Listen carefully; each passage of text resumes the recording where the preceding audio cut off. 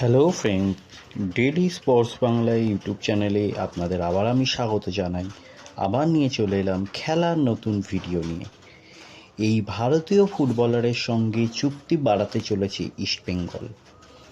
নতুন মরশুমের আগেই ভারতীয় ডিফেন্ডার লাল চুরুঙ্গার চুক্তি আরও 2 বছর বাড়ানোর পথে ইস্টবেঙ্গল। ক্লাবে রক্ষণভাগে ভরসা রাখছে ম্যানেজমেন্ট।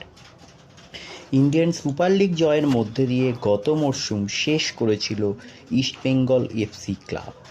হাড্ডাহাড্ডি লড়াইয়ের শেষে কিশোর ভারতী স্টেডিয়ামে ইন্টারকাশিকে পরাজিত করে এই জাতীয় লিগ এসেছিল ঘরে।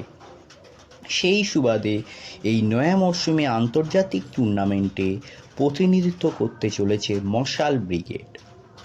তবে এবার বদল আসছে দলের মধ্যে।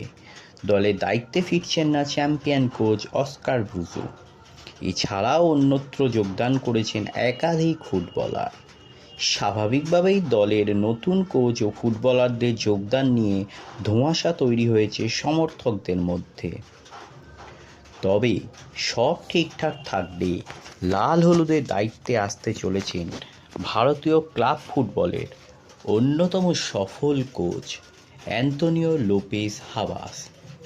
এখন সেদিকেই নজর রয়েছে প্রত্যেকের।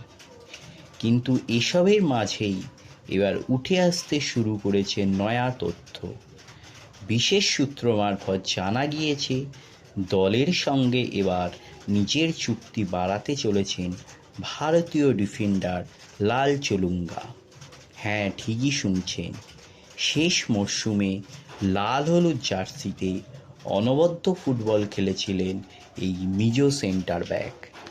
ঐতিহ্যবাহী ডুরান্ড কাপের পাশাপাশি আইএফএ শিল্ড, সুপার কাপের মতো টুর্নামেন্টেও নিজের সেরাটা দেওয়ার চেষ্টা করেছেন ব্যাপকভাবে। এমন আইএসএল এবং অধিকাংশ ম্যাচে কোচের ভরসাযোগ্য হয়ে উঠেছিলেন বছর 25-এর এই ফুটবলার। তবে এই বছরের মে মাসে তার সঙ্গে চুক্তি শেষ হয়েছিল ময়দানের এই প্রধানের। তারপর থেকেই শোনা গিয়েছিল যে লোন চুক্তিতে তাকে অন্যত্র পাঠাতে পারে মশাল ব্রিগেড।